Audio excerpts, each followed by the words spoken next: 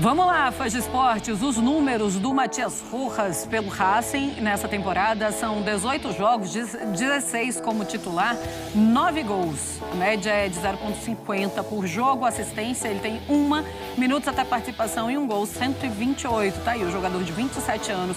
Novo reforço do Corinthians para a temporada, Gustavo Zupac.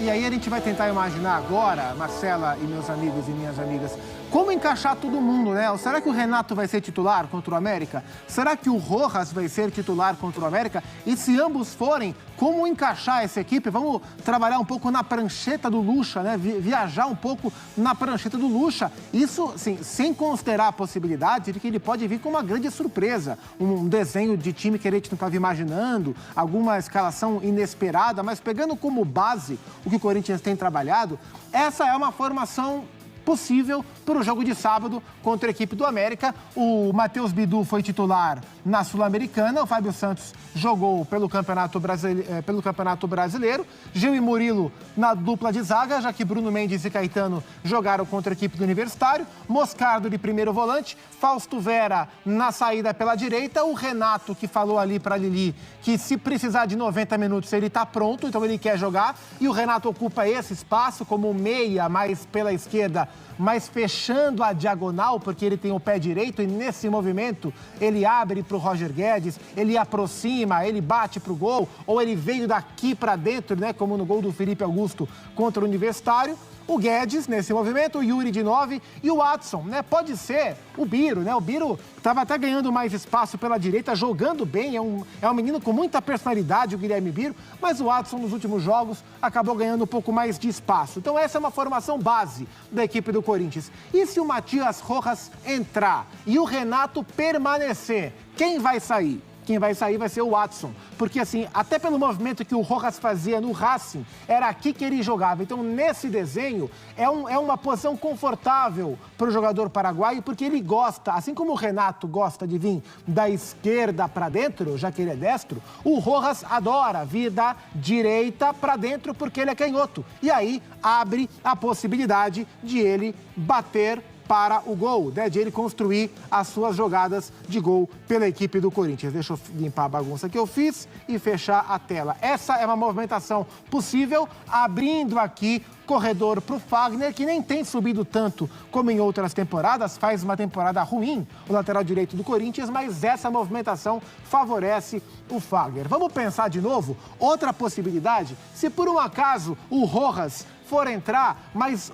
tá tudo trocado, deixa eu trocar aqui. Mas o Renato Augusto não tiver à disposição. Sem o Renato, aonde que o Rojas entraria? Justamente no lugar do camisa 8. E aí muda um pouco o desenho. O Rojas seria um meia um pouco mais central, abriria um pouco mais o Roger Guedes, pediria mais aproximação para ser um time mais equilibrado, quase que num 4-1-4-1 nesse desenho, com o Gabriel Moscardo sendo o volante. O Rojas já jogou nessa posição, mais centralizado, mas não é o seu melhor aproveitamento. O que eu realmente imagino é que quando o Vanderlei tiver todo mundo para escalar, ele vai puxar o Renato Augusto como meia pela esquerda, o Rojas como meia aberto pela direita, desde que haja compensação na hora de perder essa bola. Porque tanto o Biro quanto o Watson, sem a bola, voltam e ajudam bastante o Fagner. O Rojas não tem tanto essa característica. Vai ter que achar um balanço para a equipe, provavelmente com os volantes, mas é o melhor encaixe para Renato Augusto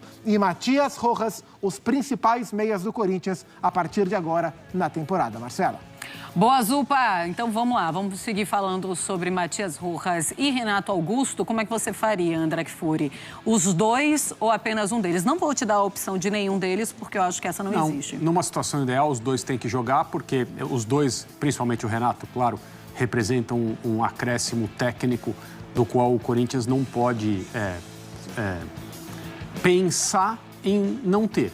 Não é uma... Assim, o treinador, no caso, o Luxemburgo, vai ter que encontrar uma maneira, mesmo porque a coisa se encaminha para isso. O Corinthians recebe um jogador que pode contribuir muito, que é o Rojas. Recebe também, né, por assim dizer, um jogador que está de volta mais uma vez na sua trajetória no Corinthians, de lesão e de situação de ritmo físico voltando, ou pelo menos dando mostras de que está voltando a estar apto a jogar por mais tempo, que é o que aconteceu com o Renato. Aliás, depois do jogo contra o Universitário, o Renato disse que pediu para entrar no segundo tempo, para participar da partida, porque ele, observando no banco de reserva, sentia que o time precisava, que ele poderia ajudar.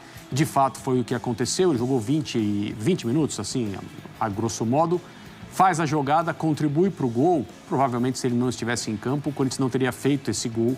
E ele próprio disse, se eu não tivesse participado desses minutos, porque o planejamento não era esse, talvez o Corinthians não estivesse numa boa situação para se classificar na Copa Sul-Americana. Mas talvez também, especificamente falando do jogo contra o América, ele chegasse numa situação melhor para poder participar de mais tempo e, consequentemente, ajudar mais tempo, porque quando ele está em campo, o Corinthians é outro time. Mas eu faria, pensando nos dois para início, ninguém sabe se é isso que vai acontecer, assim como o Gustavo explicou em termos de posicionamento. Assim, o Corinthians teria o melhor dos dois e o melhor dos dois juntos também.